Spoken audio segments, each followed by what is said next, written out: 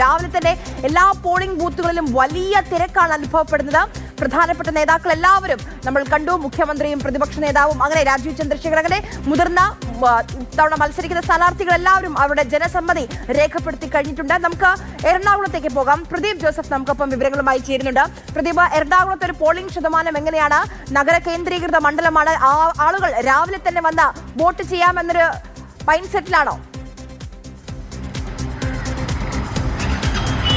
ആര്യ, 9:30 മണിക്കുള്ള പോളിംഗ് ശതമാനം എന്ന് പറയുന്നത് 17.79 ആണ്. ഇപ്പോൾ അത് അനൌദ്യോഗികമായി ഏതാണ്ട് 19% കടന്നിരിക്കുന്നു എന്നാണ് സൂചന. ഏതാണ്ട് എല്ലാ പ്രദേശത്തും തന്നെ ഒരേ തരത്തിലുള്ള പോളിംഗ് തിരക്കാണ് രേഖപ്പെടുത്തിക്കൊണ്ടിരിക്കുന്നത്. അതേസമയം കളമശ്ശേരിയിലും അങ്കമാലിയിലുമാണ് നിലവിൽ ഏറ്റവും കുറവ് പോളിംഗ് രേഖപ്പെടുത്തിയിരിക്കുന്നത്. അവിടെ ഈ രണ്ട് മണ്ഡലങ്ങളിലും കളമശ്ശേരിയിലും അങ്കമാലിയിലും പോളിംഗ് 17% അടുക്കുന്നതേയുള്ളൂ. അതേസമയം ഏറ്റവും ഉയർന്ന പോളിംഗ് ശതമാനം നിലവിൽ രേഖപ്പെടുത്തുന്നത് തൃപ്പൂണിത്തുറയിലാണ്. കൂടാതെ പറവൂർ, കളമശ്ശേരി മണ്ഡലങ്ങളിൽ പോളിംഗ് ഏതാണ്ട് 17% പിന്നിട്ട് കഴിഞ്ഞിരിക്കുന്നു. ഏതാണ്ട് എല്ലാ ബൂത്തുകളിലും തന്നെ ഒരു 5, 8, 10 പേർ വരെയുള്ള ആളുകളൊക്കെ ക്യൂ നിൽക്കുന്ന കാഴ്ച സമാനമായ കാഴ്ചയാണ് ഏതാണ്ട് എല്ലാ പ്രദേശങ്ങളിലും. നഗരമേഖലയിലും ഒപ്പം ഗ്രാമീണ മേഖലയിലും ഉൾമേഖലയിലും, അതായത് കോതമംഗലം, പെരുമ്പാവൂർ പോലുള്ള മൂവാറ്റുപുഴയുടെ കിഴക്കൻ മേഖലകളിൽ എല്ലാം തന്നെ ഒരു 10-15 പേരോളം ഓരോ ബൂത്തുകൾക്ക് മുമ്പിലും ക്യൂ ഉണ്ട് എന്ന് തന്നെ പറയാം. വോട്ടിംഗ് യന്ത്രങ്ങൾക്ക് ഒരിടത്തും തന്നെ കാര്യമായ തകരാറുകൾ ഉണ്ടായിട്ടില്ല. Paravur Kesari arts and science കോളേജിലെ ഒരു ബൂത്തിൽ പോളിംഗ് യന്ത്രം ഏതാണ്ട് ഒരു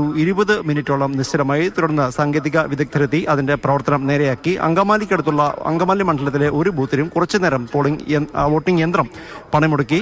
ഇത് ഒഴിച്ചാൽ 1-2 ഇത്തരത്തിലുള്ള ചെറിയ 2 തകരാറുകൾ മാത്രമാണ് ഉണ്ടായത്. മറ്റൊരിടത്തും പ്രശ്നങ്ങളോ തർക്കങ്ങളോ ഒന്നും തന്നെ ഇല്ലാതെ വോട്ടിംഗ് സമാധാനപരമായി പുരോഗമിക്കുന്നു. ഒരുപക്ഷെ ഉച്ചയ്ക്ക് കനത്ത വെയിലും സുഗമമായി തന്നെ പോളിംഗ് മുന്നോട്ട് പോവുകയാണ് എറണാകുളം ജില്ലയിൽ. നോക്കൂ, നമ്മൾ ദൃശ്യങ്ങൾ കാണുമ്പോൾ എത്രത്തോളം ജനങ്ങൾ കാത്തു നിൽക്കുന്നുണ്ട്.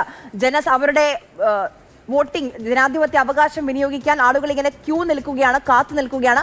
രാവിലെ തന്നെ എല്ലാ മണ്ഡലങ്ങളിലെയും എല്ലാ പോളിംഗ് ബൂത്തുകളിലും വലിയ തിരക്ക്, വലിയ ജനത്തിരക്കാണ് കാണാൻ കഴിയുന്നത്. നോക്കൂ, പ്രായമായ മനുഷ്യർ അവർ ജനാധിപത്യത്തിന്റെ അതിന്റെ ഭാഗമാവുകയാണ്. അവരുടെ വോട്ട് അവർ വിനിയോഗിക്കുകയാണ്.